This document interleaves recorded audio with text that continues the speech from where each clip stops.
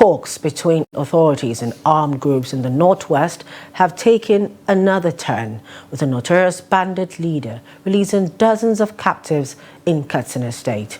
But the truce appears fragile, as the Kingpin is warning of renewed violence if alleged attacks on his community continue. Here's more in this report. The release of 40 kidnapped victims in Faskari local government marks the latest gesture tied to peace negotiations with Isia Kwashangarwa's fighters. Local officials say it follows similar concessions earlier in the week, bringing the total number of freed hostages to more than 70. Ranar Laraba an ba su kimanin mutum 30 can 27. We have seen that these people were released because of the promises we made during the peace pact in Faskari local government area of Katsina State. Altogether, they numbered 72.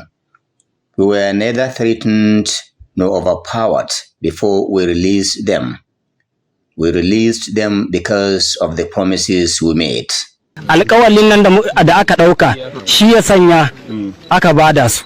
But the bandit leader is also accusing security operatives of carrying out a deadly raid in Rwangodia, which he claims killed his men and civilians alike. To kuma ina bakin kokari na an so shi na an so su mutanen wanda aka kakkama sai kuma ga report an bamu daga Rwangodia. I was going around to secure their release. I received a report that security operatives went to meet our people and shot them. They killed men, women, and children, and they also took our property, including motorcycles. Garwa warned that such attacks could derail the fragile truce, saying his fighters may return to violence if the killings are not addressed. The development comes as community leaders and state officials continue to pursue dialogue with armed groups in parts of the northwest, even as kidnappings and rural violence persists. Abdullahi Ismayamadi, Trust Television News, Katsina. Now to give us further information is Abdullahi Yamadi joining us from Katsina State via phone call.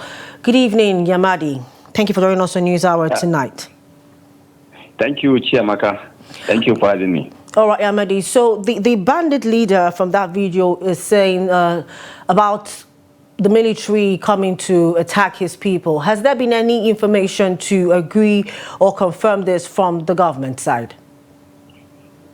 Well, I called one of the media aides to Governor Rada, who promised to call me back after investigation, but up to this moment, he did not call back.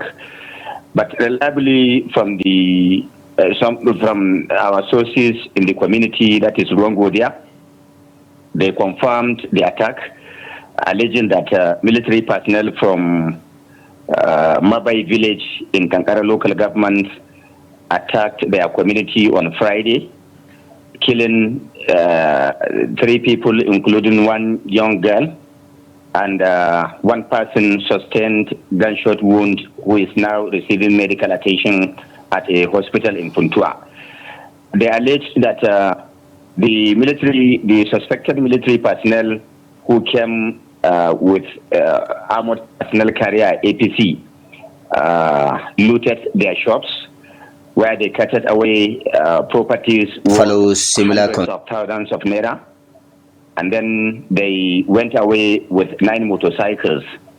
The residents are pained seriously, saying that they are feeling the pain because those that are alleged to have carried out the attack are military personnel who are being paid with taxpayers' money to protect lives and property. So that is the situation from Rwangodia community in Faskari local government. Okay. Let's go back to the people that were released, the victims. Have you been able to speak to any of them so far? Can you tell us what's happened to them so far? Well, like that one on the screen, who is now receiving medical attention at Funtua. I spoke with him this evening, where he said the Katsina State government is taking care of his medical bills, and some of those that were wounded currently receiving medical attention at hospitals that are not yet known.